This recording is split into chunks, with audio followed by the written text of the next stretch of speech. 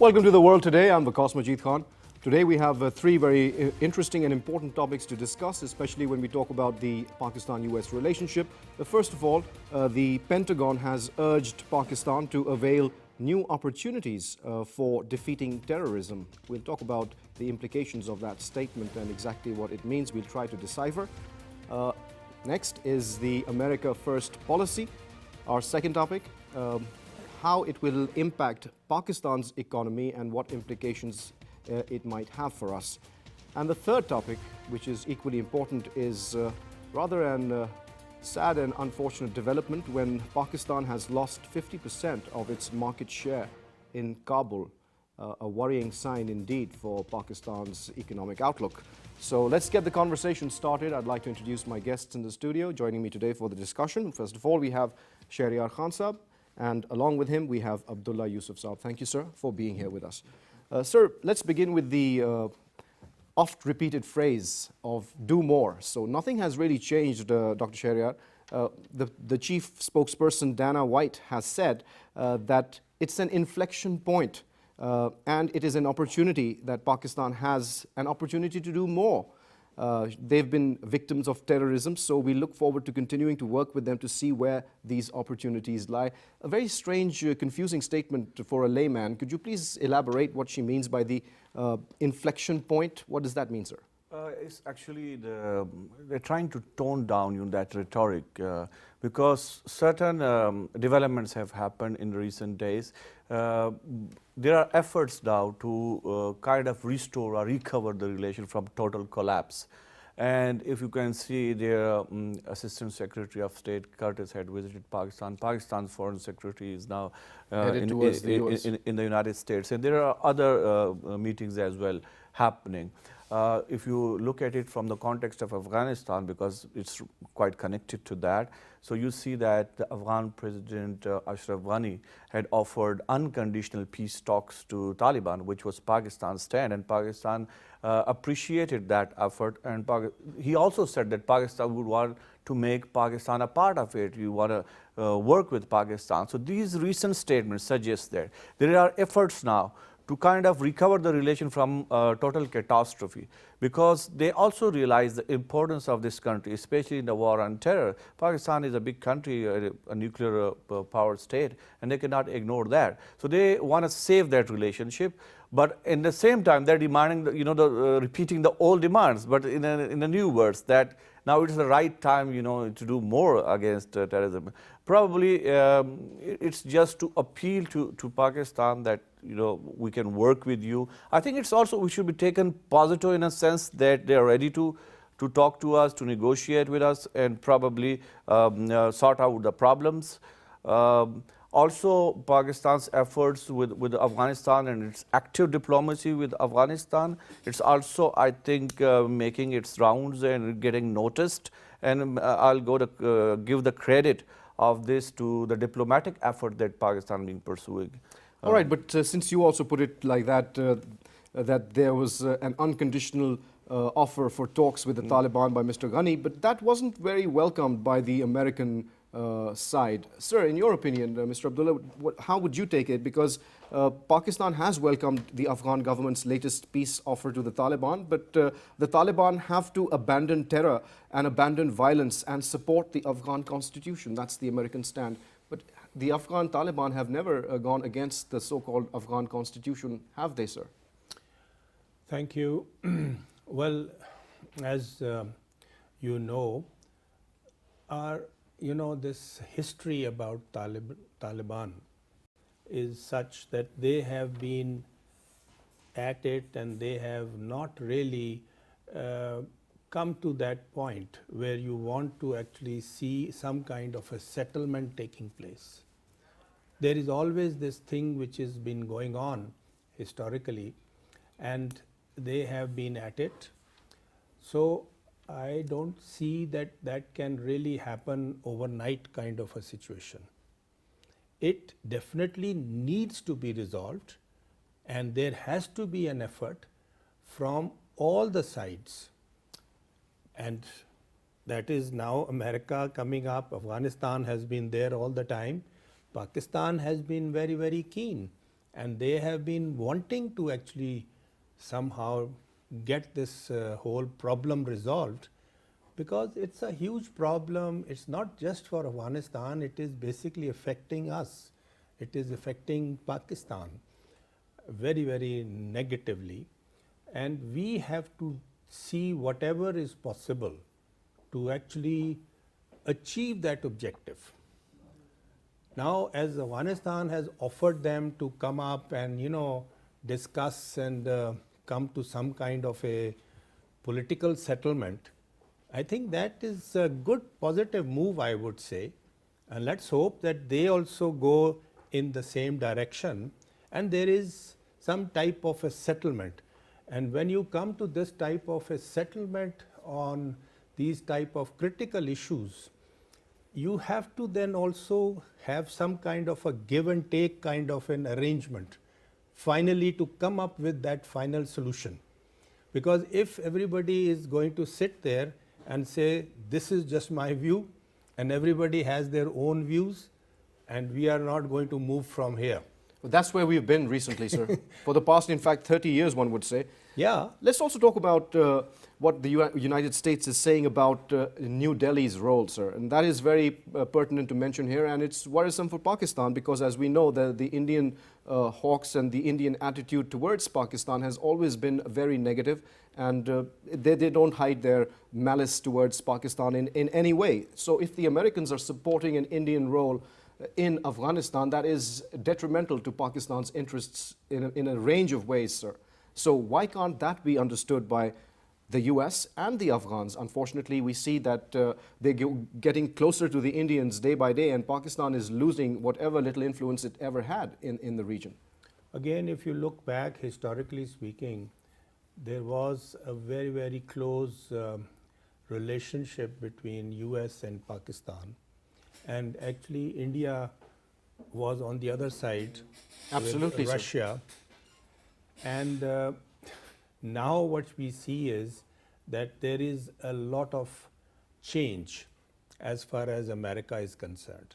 And they are definitely now focusing on India and trying to actually promote their relationship between the two of them. Well, they think that the Indians can play a role when it comes to containing Russian and Chinese expansion. Do you think that's a wise choice? Let me bring that question to Dr. Sheryar, sir, and we'll bring it. We'll continue the discussion further. But I want to talk about the statement itself, and that is that the United States continues to consult with New Delhi, not only about India's very important role, as they say, very important, in Afghanistan, but also on other issues that go beyond the South Asian region.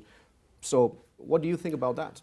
If you look at the cozying up of relationship between India and United States, it's also documented now in their foreign policy document, national security paper, and which says that they would align with India against the emergence of another power like China in the region. So they want a strategic, not only economic, but strategic partnership with India. And it's also part of their Asia pivot policy, which was started even during the last presidency. So it's part of that Asia pivot policy. So they see a larger role for India in the region, not only in Afghanistan. Of course, in Afghanistan, they see their role, and they've been saying it, quite often, that they see a role for India in Afghanistan. But they have also denied that they don't see a strategic role for them, apparently, that it will be economic role or reconstruction or something like that.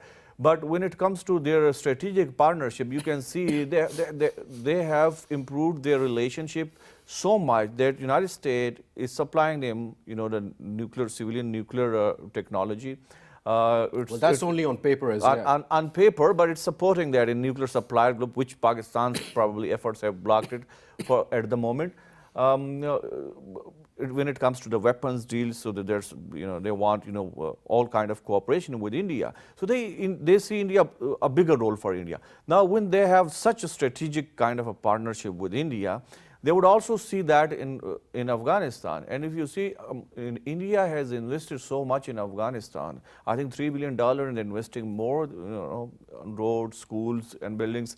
And they are training there now, I think, their personnel as well, giving scholarship to the students. So they are investing so much. And also they are building that Chabahar port, which will do, they will do trade. I think that's already operational now. Operational, yes, it is. So I think, we have to the United States, what Pakistan so far has been telling United States to address its own concerns regarding the Indian role in Afghanistan. So would you say that a lot of it has to do with our own policies that have resulted in the situation that we are facing now? Well, the role of India in Afghanistan as a sovereign under, the United States, it had to happen. What Pakistan wanted was to address its own security concern regarding the Indian role there. And I think that's not getting heard in Washington, and Pakistan has been saying this. That's why I say that United States and Pakistan, their policies regarding Afghanistan, they are not on the same page. That there are differences. Pakistan has some reservation regarding, Afghanistan or the future dispensation of Afghanistan, which is not getting addressed by the United States. United States has its own concerns, so we are not coming on the same page there. And probably, I had been saying it quite for a few years now, that if Pakistan, a big neighboring country, it's a partner with the United States, why not its, issues are addressed there? So if it's taken on board on that, if the issues, if Pakistan can get some kind of assurance from the United States that you will not be encircled by India from the West, probably then They have been saying that, sir. Now, let's talk about what Ms. Lisa Curtis has expressed. She said that they have a desire to move forward towards a new relationship with Pakistan. And how Washington perceives this so-called new relationship, Mr. Abdullah, is that Washington is not seeking the revival of the old relationship, which made Pakistan a key ally, first during the Cold War and then again in the war against terror. Instead, they want this new relationship to be based on realities that are now emerging at the moment. And those realities, unfortunately, are the growing influence of China and Russia. And they think that that's a threat to the US. And Pakistan being a gateway to the CPEC, to the Belt and Road Initiative and CPEC itself, is squarely in the China and Russian sphere. So how are they going to maneuver these very delicate feelings that both Pakistan and India have towards each other and the wider region, sir? Actually, you're right. This is now a big issue from their point of view. And they are really, really concerned about the CPEC project, which is, of course, going to affect their economic activities. Why? Because what is going to happen is that China is having already a substantial market of the world, but it will have a larger quantity of exports or whatever share of their market increase because of the competitiveness. The cost factor, that is definitely going to go down for them to export through the channel that they are going to use in future. And that is what is actually affecting the thinking of America and Europe, I would say. And they are concerned about this, that how are we going to handle this and how are we going to deal with it, etc. So that is now, and they are now also wanting to, America is definitely now wanting to move with India, and they want to use India. And they have actually made these statements. Mr. Trump has been saying that. But not only that, sir, the entire America First policy, because we can now move on comfortably to the second topic since it's just flowing naturally.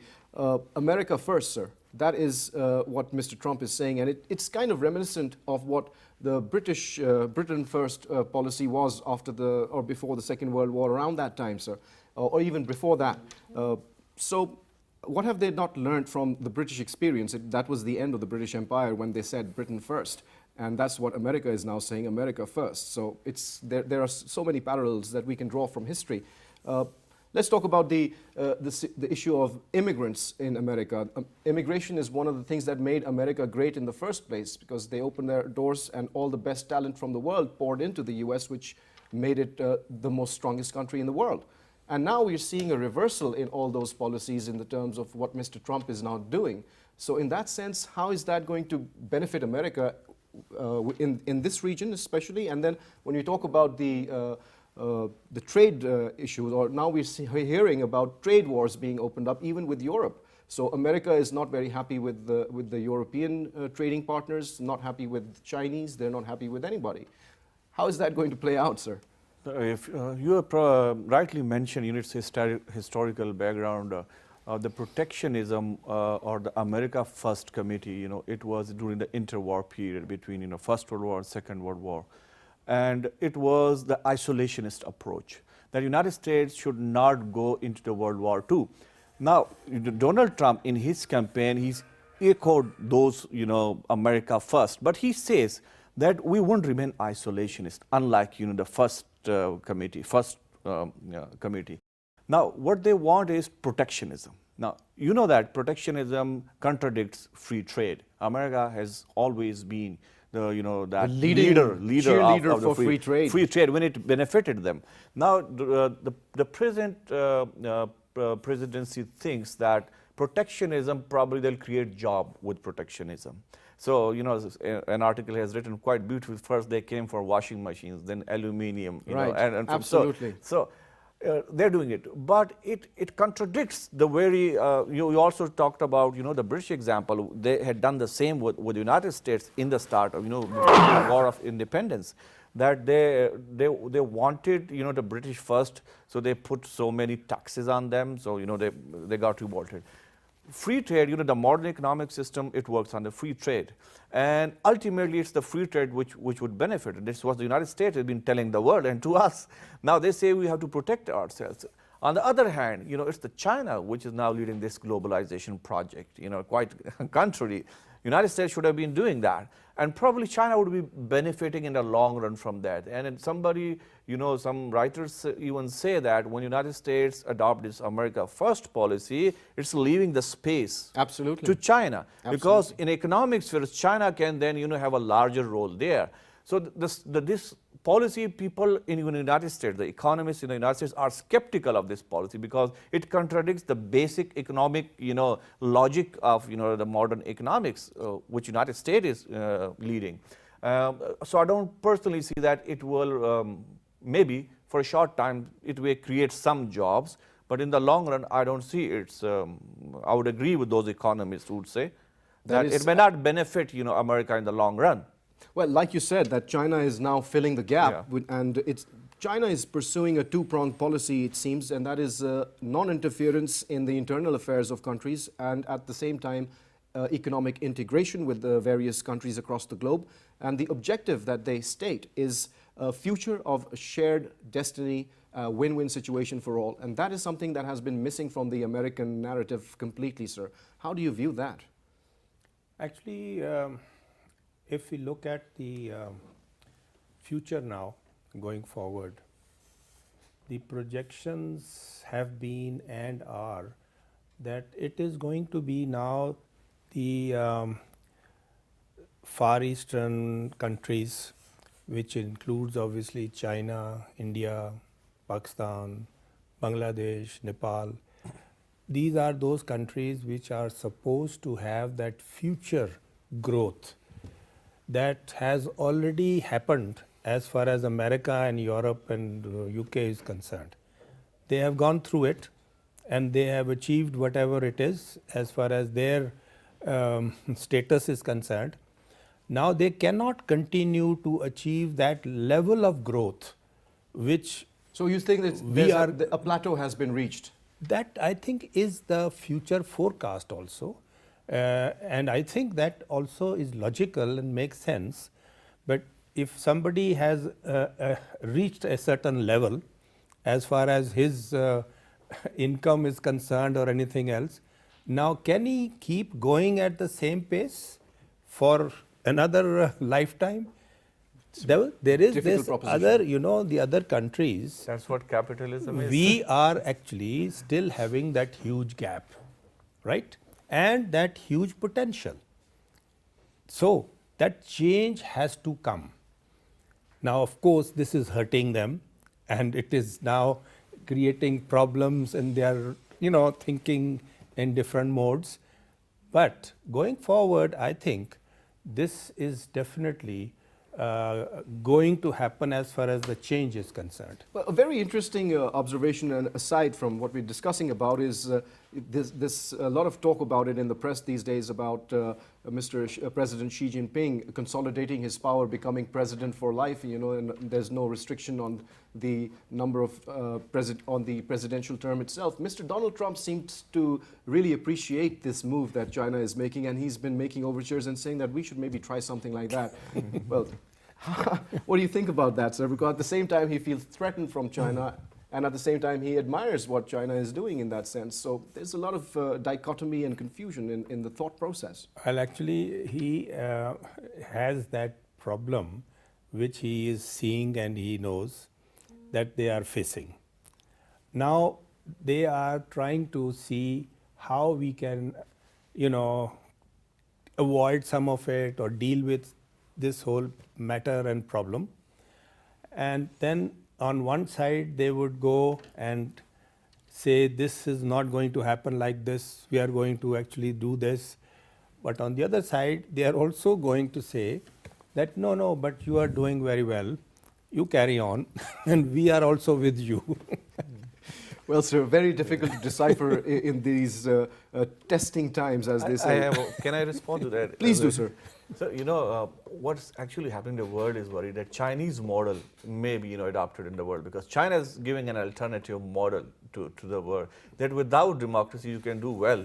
And so that's what, and Donald Trump seems personally, he likes power, and the way he has run his campaign and everything, so he would appreciate that. And we know him; he tweets about, you know, anything, you know, comes into his mind, so he can or tweet his about reality TV show for that matter. Yes. You know, he likes to say you're fired. Yeah, he wants to be in the press, you know, headlines. So well, maybe unfortunate, sir, the development nonetheless. But for Pakistan, sir, things are not moving very in a positive direction. Yeah. We look at what just recently happened. We were put on the FATF grey list, and there are chances that we might even be pushed into the blacklist. So you see all these, on the one hand, we have Ms. Lisa Curtis and others saying that, you know, we want to have a proactive relationship with Pakistan. We don't want to sever our ties, but at the same time, they are blackmailing us or oppressing us in certain ways by this FATF is just one example. And there are many others as well. I think we still have now a chance with this 3 months period.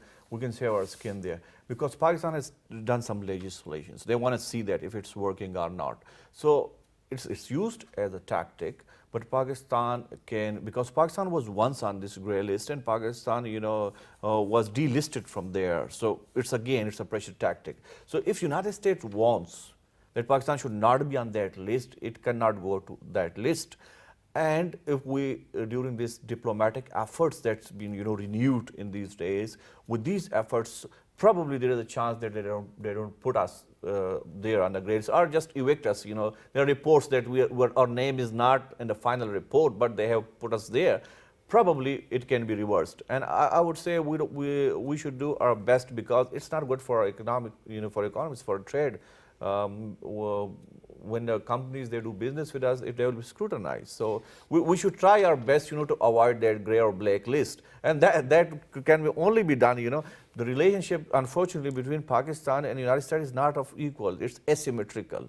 So we don't have much, It's you know, a of a very room. strange relationship, sir. If you just look at the yeah. history, they do not let us buy gas from Iran, yet they've been allowing India to buy oil from them for the past many decades, despite the fact that they were squarely the Russian allies.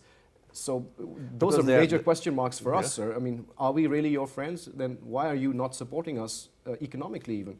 What have they done? So they have given us a lot of aid, but we don't really have much to show for it, do we?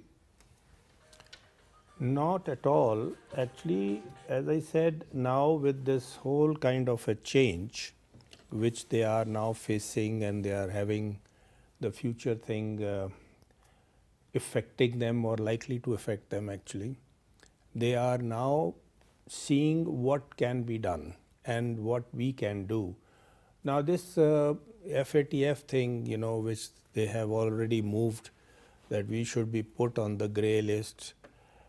We have been on the blacklist also, and the grey list is hopefully not going to affect in that manner. That's interesting that you said that, because Miftah Ismail also said the same thing. He said, you know, it doesn't really matter if we are on the list or not. So then no, if it course. doesn't, then why are we so concerned about it, sir? Of course, it actually does matter. But it is not something that we are going to be totally handicapped, or it's certainly something that we should avoid. It's another hurdle and for we us, should basically. try. But if they are going to push it and they are going to, and historically we have already faced all this in the past. But going forward now, for us, we have to focus now on our efforts on our economic side, economic activities, because we are having some now serious issues.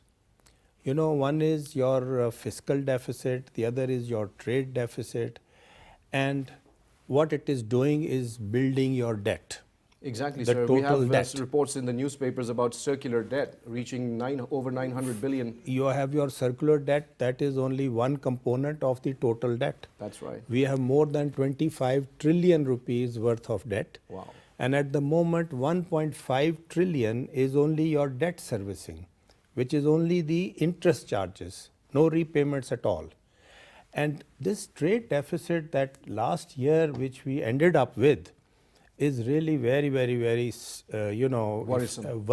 Absolutely. Because more than $10 billion was the net actual addition, which is, how are we going to manage that? I mean, we are going to just borrow that money and then keep borrowing it. And in this current year, I understand that we are likely to be even having something higher amount. So this is a very critical point, which requires some very, detailed kind of a focus and some decision making, some results that you have to have. Because going forward, this is not a sustainable thing from the national point of view. I'm sorry, I also want to go back to the same America First policy, sir, equating it with what happened to Britain when they were the superpower. At the time, it was again the same situation where they were piling on more and more debt on their economy, and it was at the same time supporting the war machine of Britain in trying to expand their territories. And we've seen the same thing with the US. Yeah. So until and unless they don't realize that the war machine needs to be curtailed, and this expenditure on guns and weapons has to be controlled, that's not going. Do you think it's going to happen, sir? Absolutely. You see, if you look at the situation right now, America is the actual only country which is now all over the world in different countries, they are supposed to be the ones who is fighting everything. There is nobody else. They're policemen of the world. They are policemen of the world. And look at the actual cost that they are having to incur. And then what is the result? What is the outcome? Have they really completely destabilized have world? they really benefited anything? What I can't understand is that what is your achievement by doing so? Why can't you restrict yourself to your own country?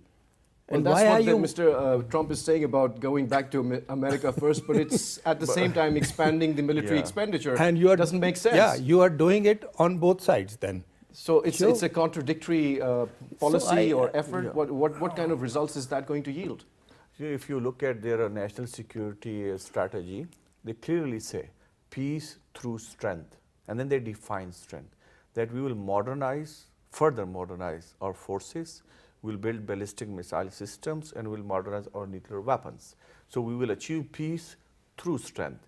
It means they're gonna invest more in their war machine. And one reason of that, they think that they can generate further, economy, from this military industrial complex. So I don't see that they're changing. It has cost them $5 trillion, but it has also projected their power globally. And I think projection of power globally is what they want, because when they But project is that the really true, Dr. Saab? Because, at the same time, we also see countries such as the Philippines, saying statements like Duterte made. He said, Yeah, why doesn't China just take us over and make us a province? Yeah. You've even heard statements like that coming from Mr. Duterte. And Mr. Trump, he sees that the rise of China and Russia, he considers them as now first threats, not the terrorism in the same Yes, absolutely. document. Terrorism has gone because down. of these reasons, because they are losing that influence in certain regions. For instance, Russia has successfully reasserted itself in its own, let's say backyard, the word they use. And China, economically, it's influencing the region because it's building this OBOR project, which includes almost now 100 countries. It's a $1 trillion project. So, and they're serious about it. And especially the Chinese president, he seems very ambitious about this project. They're looking at it. So they are expanding their sphere of influence, which United States feels threatened from that. If you are a power which believes in exercise and projection of a power like United States, it should be worried, and it feels it's worried. So what it's doing is it's trying to modernize it. It's investing more in its armed build-up, and it will try to project its power in places. That's why they have 900 bases throughout the world, or some say 1,000 bases throughout the world from where they can project their power. Also, they control the waterways then. It's one of their national strategies. It started from before Truman, but he codified it, that these waterways all we should secure for American interests. That's why they have bases everywhere. Right.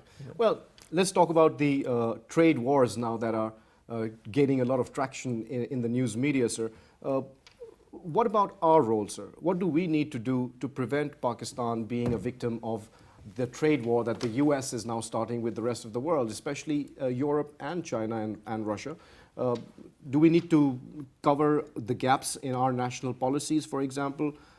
Maybe strengthen our institutional frameworks? What exactly do you think should be the first step that we should take in order to secure our own interests? As I said, you see, our trade side is really under a lot of pressure at the moment. And we really have a lot of challenges that we have to actually try and focus on. So do you think that there needs to be a major realignment of our policies when it comes to trade and other aspects? Absolutely. Because what you're seeing today is that the imports are just on the way up and the exports are on the way down. They have been for quite some time. No, this particularly last year was actually the biggest gap, I would say, started last year. Right. Before that, we used to have a gap of about $15 billion. 40 billion was imports and 25 was exports. Right. And that 15 was made up by foreign remittances. But last year what we saw was more than 27 billion. And then it was made up by 17 billion was the foreign remittances. Yes, and the net was about $10 billion. Now this thing is actually a very challenging thing, and for this we have to obviously focus on our policy and then its actual implementation, and then go and try and achieve the actual result, which is unfortunately it's a far cry at the moment. Big issue at the moment. Well, Dr. Saab, in your opinion, how can Pakistan gain some leverage in negotiating with the West, especially with the US, to try to make them understand that we need to collaborate, we need more collaborative measures, joint ventures maybe with the Western companies, maybe have some more investment coming in from the West, but that's not happening. Why is that so? Well, the leverage at the moment, what we have is, one, that Pakistan is the shortest and cheapest route for United States and its allies there. And it can be our leverage, it has been our leverage. The other leverage that we have, that the role that Pakistan can play or try to play in bringing some kind of a semblance of peace in Afghanistan. These two things Pakistan can, as a leverage. But Pakistan, as you mentioned earlier in the questions to Mr. Abdullah, that how shall we do some realignment or policies? And I think yes, because national policies, they are for the interest of the nation and not the other way around. So they always evolve. You saw in the case of United States, President Trump is changing the policies. Every year you can change it because you have to serve your own interest. So there's an evolving continuous process, and Pakistan can look into its policy, economic policy, security policy, all the policies it can look into, and probably it needs to realign whether they are benefiting from it or this policy, or they need to overhaul some or do some changes. I think that so serious introspection is needed here as well. It is needed, and I think every country has to do it, because when you're economically not strong country, you don't have much of an option. Because the relationship with other countries is much of dependence rather than symmetrical interdependence. Yeah, equal parity. There's another thing that we keep saying, sir, that we would like to be, we would like to deal with countries on an equal footing. But how can we deal with countries on an equal footing if we are not equal? If we are actually poorer than them, and if we have the begging bowl in our hands, then how will they treat us equally, sir? Obviously, that is going to be a huge handicap for us, and you can't really just do whatever you think you just would because want we're to a nuclear power, we would like you yeah, to deal with us on an equal basis, even though we are a poor country. You can't. It's not really possible. You obviously have to have that economic side has to be the positive thing which has to support you. That is the main thing, which supports the actual country. As Mr. Bill Clinton said. Yeah, that has to be the case. Right, sir. And we cannot really just say that it doesn't matter and we will just manage it. No, that's really not way forward, I would say. Well, there's more worrying news for us, sir. Let's talk about what's happening in Kabul as far as our economy is concerned. India has succeeded to penetrate Kabul, slashing Pakistan's market share by more than 50% in the last 2 years. And that's coming from the chairman of the Pakistan-Afghanistan Joint Chamber of Commerce and Industry, Mr. Zubair Motiwala. He gave an interview to Dawn recently, and that's what he said in it. He said that Kabul, the penetration of India and China has limited Pakistan's options and to retain its market share, while India has subsidized heavily on its exports. Trade with Afghanistan fell to $1.2 billion from $2.7 billion within the last 2 years. The country has been losing even the traditional market of flour, women and men's clothes, red meat. So everything is going down, and India and China are filling the gap, and they're doing it far cheaper. And where does Pakistan stand to compete with such an environment, sir? And what kind of policies have brought us to this stage? Yeah, you see, as I said already, we have actually lost our exports by about $5 billion. There has been a decline. And one of the factors is this Afghanistan thing, which is our, next country of export. Unfortunately, India is now focusing and wanting to be there, invest there, export there, and then do that, problem of the terrorism, etc., show that we are going to deal with it, as opposed to Pakistan. They have not really done this and they haven't done that. And they want to also pressurize us and say that, look, we are going to be there and we will do it for everything. Well, sir, according to the State Bank data that they've given us, imports from Afghanistan have increased to $68 million in the fiscal year 2017 compared with $40 million in 2016. So what does that mean, sir? What does that say to you? Well, actually, to be honest, I can't say, because I don't know exactly what are the imports and what is the actual item which has been I think increased. It's probably fruits and dry fruits and such, which are probably being imported from Afghanistan, and we're eating too many of those, I suppose. Well, that could be the case, because we are also importing the fruits from India.